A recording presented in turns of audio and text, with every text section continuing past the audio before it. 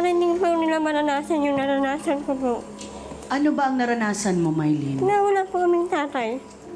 Gusto ko po paranasan na magkaroon po ng masayang pamilya. Tsaka ano po, gusto ko po maranasan po nila na buo po kami.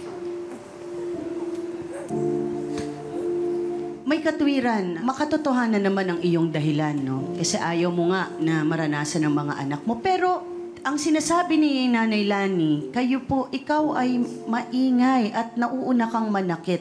Kaya ikaw din ay nagagantihan. Dahil gusto ko po siyang magbago. Gusto ko po siyang mawala sa mga ganung tao na hindi naman nakakatulong po sa amin. Ano naman ang experience mo kay Nanay Lani? Hindi po, minsan po tinutulungan po niya ako, pero hindi po narinig pa rin po ako na salita tungkol po sa kanila. Kaya dito po ako kay Nanay malapit.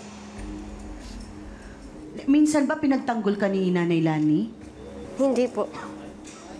Hindi niya po ako walang pinagdiran yan. Siya po. Kawawa lagi yung apo ko.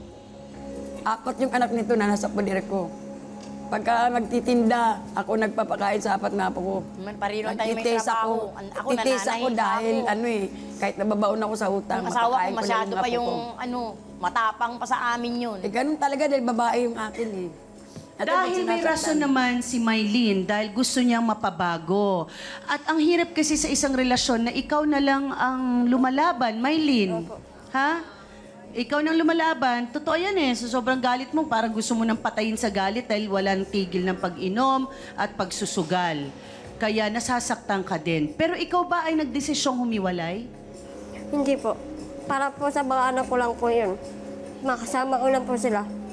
Mamaya mayroong mga sasabihin tungkol dyan, ha, Mylene, na hindi kailangan maging dahilan ang mga anak para magtiis ka. Ayaw ng mga bata ng magulong pamilya. Mas obligasyon mo silang bigyan ng masayang kapaligiran at pamilya. Baka kasi, Mylene, ang sinasabi mo na lang, mga bata, pero ikaw, ang tatanungin ko, kaya mo bang mawala si Toto sa buhay mo? Kaya ko po.